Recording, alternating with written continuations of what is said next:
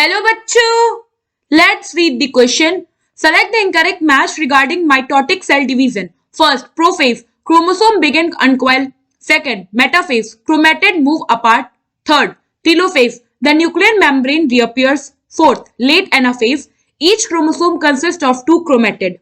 Fifth, interphase. Chromosomes are not distinct. So, question में क्या बोल रहा है कि हमें बताना है कि इनमें से कौन सा मिसमैच पेयर है रिगार्डिंग माइटोटिक सेल डिवीजन। तो हम एक एक करके देखते हैं अपने फेजेस और उनमें क्या कह रहा है। तो फर्स्ट जो है हमारे पास वो है प्रोफेज। प्रोफेज में कह रहा है कि क्रोमोसोम जो होते हैं ये अनकॉइल होने लगते हैं। सो ये हमारा जो मैच पेयर है ये करेक्ट है। जो प्रोफेज होता है ये माइटोटिक सेल डिवीजन का फर्स्ट स्टेज होता है जिसमें कि जो क्रोमोसोम होते हैं वो अनकॉइल होने लगते हैं और क्रोमैटिन हमें सीन होता है। सो इसमें क्या होता है, chromatin is seen. Now second में क्या गिवन है, मेटाफेज। तो मेटाफेज में क्या कह रहा है कि इसमें क्रोमैटिड मूव अपार्ट। सो ये हमारा स्टेटमेंट क्या है, इनकरेक्ट है। क्रोमैटिव मूव अपार्ट, क्रोमैटिड जो होते हैं इनका मूवमेंट होता है एनाफेज में। और अगर हम बात करें मेटाफेज की, तो मेटाफेज में क्या होता है, जो क्रोमोसोम होते हैं वो इक्वेटर पे आके अलाइन हो जाते हैं। और सो बेसिकली इसमें क्या होता है,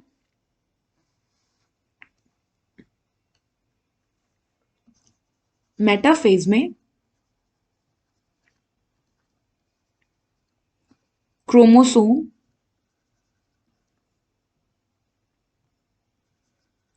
align at equator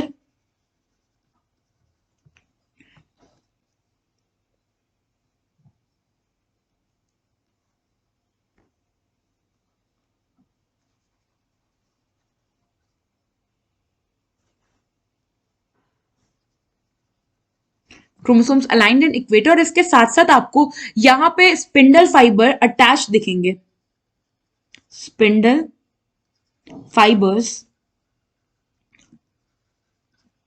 attached on kinetochore.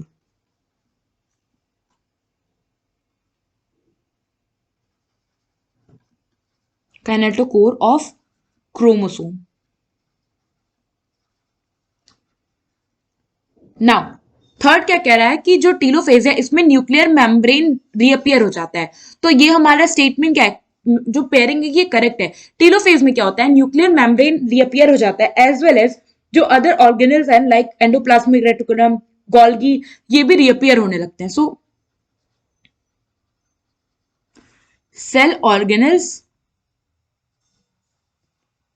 Begin to appear.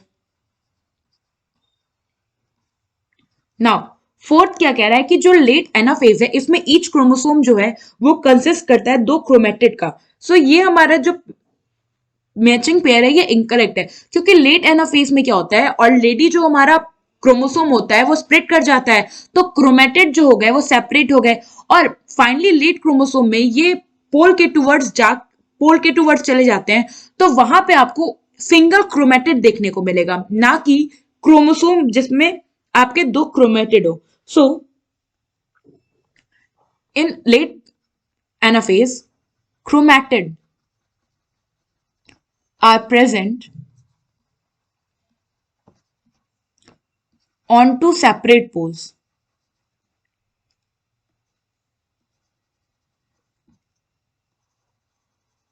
Means suppose हमारे पास एक क्रोमोसोम है, तो एक क्रोमोसोम के दो क्रोमेटिड थे, तो वो दो क्रोमेटिड जो थे सिस्टर क्रोमेटिड ये क्या करेंगे, सेपरेट हो जाएंगे और डिफरेंट डिफरेंट पोल पे जा चले जाएंगे।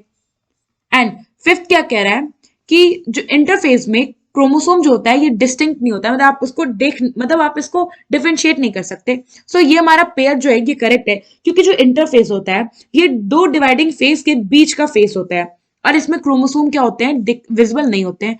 So basically interface